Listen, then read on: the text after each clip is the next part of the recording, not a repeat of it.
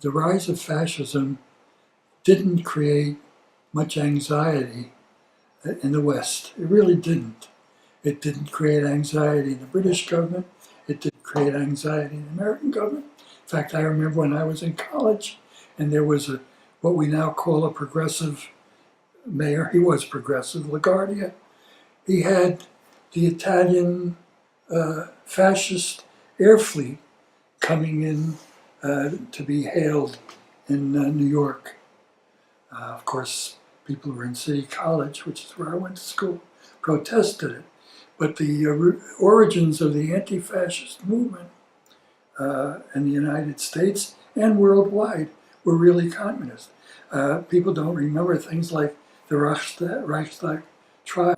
Dimitrov and others were among the very first arrested by the Nazis and framed for burning the Reichstag, which later proved to be an absolute frame-up. So if you go back into that history, there's not much not to be proud of. There are things of which I certainly am not proud at a certain stage, but for that period and for what it represented in a period of American history and of world history where the flaws of the capitalist system, which are emerging again today and being recognized in terms of equality, they emerged. You had a system which produced 2 world wars in a span of, 20 years? Produced the greatest depression we had ever seen. And it was only natural that people all over the world, including in the United States, should raise the question of, isn't there anything better? Isn't there something better that we can do about the future in society? And of course, the Russian Revolution, which arose despite tremendous efforts to squelch it, interventionist forces from the West as well, was seen as a breakthrough. And that's, to my mind, no matter how you write history today, that's completely understandable. And some of the most liberal, forward-looking, progressive intellectuals around the world and working people around the world saw that as a challenge to a system that was corrupt and dying and couldn't take care of people. So that early period,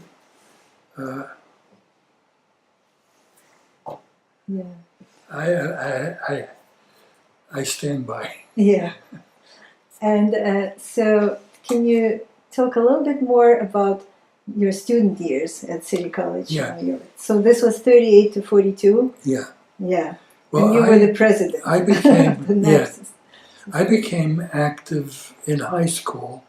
We formed a peace council. I became a member of the American Student Union, which was a leading youth organization, student organization on the left at that time. Actually, it was a period when there was the United States. The American Youth Congress was formed. This was a period, actually, in the late period of the New Deal. Let's go back to that, all right? Mm-hmm.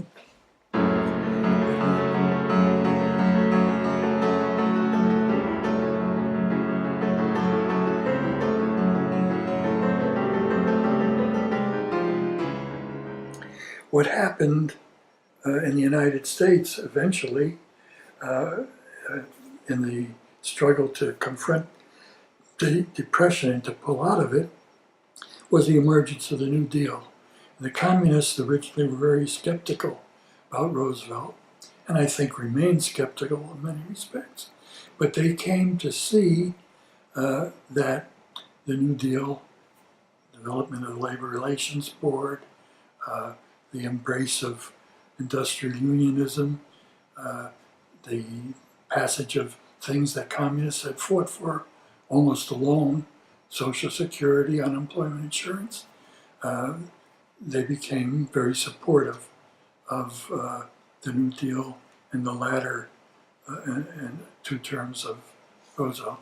And then there was this very, very difficult and hazy period that led up to World War II. Everything seemed very simple for those of us who were communists up until about 1938. The Soviet Union was standing against fascism. The Western countries were capitulating, encouraging, many of them actually hoping to turn Hitler against Russia, which finally they did.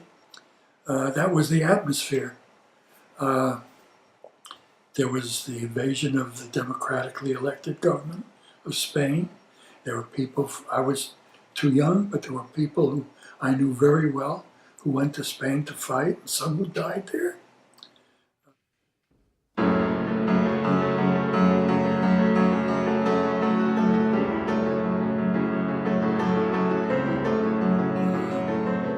So up until that time, I would say being a communist was almost without reserve a badge of honor in terms of what you fought for, what you stood for.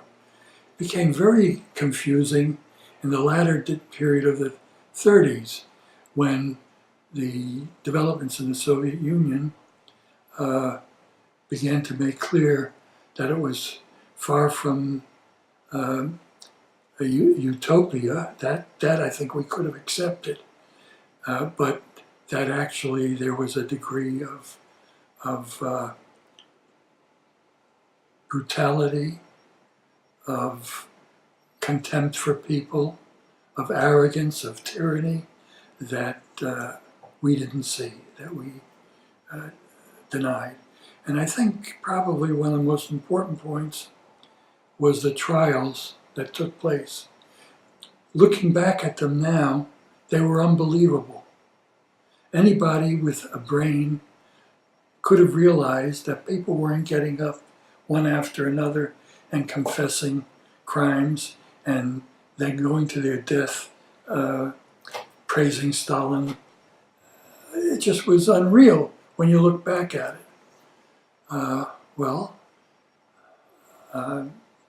For me, the hostility of the capitalist world to the Soviet Union and to the communist movement in general, and to any idea of socialism from whatever source, was so powerful that you tended to believe that all of this was capitalist propaganda. There isn't a good excuse looking back, because any intelligent person should have been able to see that something was terribly wrong.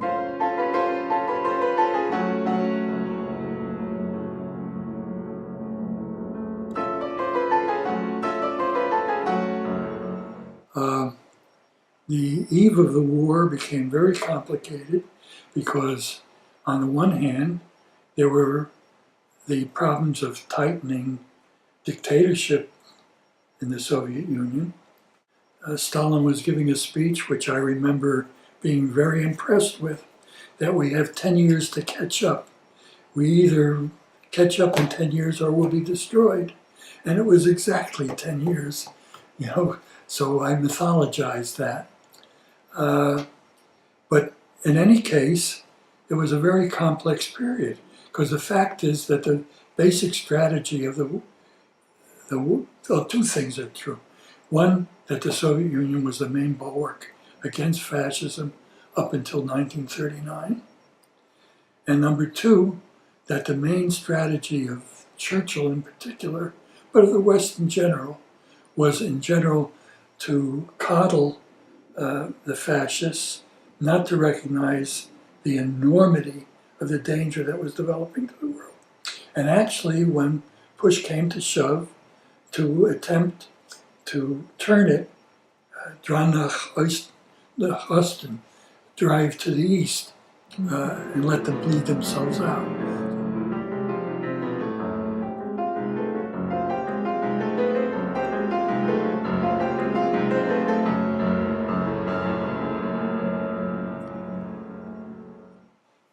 it was during the aggression pact that things began to fall apart in terms of the loyal following that the communists had built up. They built up a quite considerable following during the New Deal period. You mean the Ribbentrop MOLOTOV PACT? Yes, Mm-hmm. that already stunned a lot of people because it was presented, it obviously was an effort by the Soviet Union, as it turned out, to divert the strategy of the West, which was to send Hitler east. But nevertheless, as happened in most cases in the communist movement, things were never shades of gray. It was either all good or all bad. So there was an atmosphere which then tended to belittle the dangers of fascism for a period of time. Not so much directly, because people still hated fascism, but so to speak, to make excuses.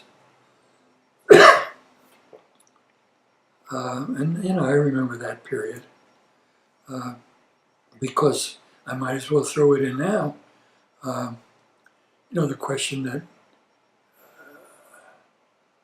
I have to ask is, I didn't really come to recognize the other aspect of Soviet reality till very late, till actually the Khrushchev report in 1956. So for that, I don't feel proud. On the other hand, that's putting it mildly. I mean, it was an enormous shock because it ran so much counter to the image we had built up and to the idealism, the genuine idealism, the genuine progressivism that we had helped generate. So it was an enormous shock. I believed it before I actually saw a copy of the Khrushchev report, because it became clear the stories in the Times and so on couldn't be figments of somebody's imagination. So the old notion that it's all propaganda began to crumble.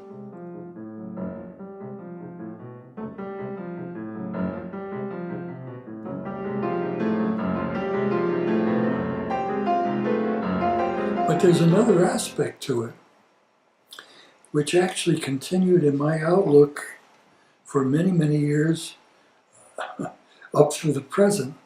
And that is, while there were enormous in development in the Soviet Union, which cost the lives of, by some accounts, millions, while that was taking place, on the other hand, history is very complex, because the Soviet Union, even under Stalin and in the period after Stalin, still was countering the most aggressive aspects of Western imperialism. So you had a very complicated history. You had a Soviet Union born in socialist ideals, which had been distorted and corrupted in large measure, but which nevertheless was still supporting anti-colonial movements against apartheid all over the world and countering. It was a pole against the influence of the West. And in my opinion, that had many positive aspects as well. I don't think you can talk about the defeat of fascism, even though everybody in America does. I mean, it's quite clear that the decisive defeat of the Hitler armies was the Soviet army. And if you were alive at that time, you knew it. Mm-hmm. I mean, people have amnesia now that develops over history. You knew that the Battle of Stalingrad was a turning point. So you had a very complex situation. I mean, And nowadays you have a celebration of World War II, and the Soviet Union or Russia is excluded.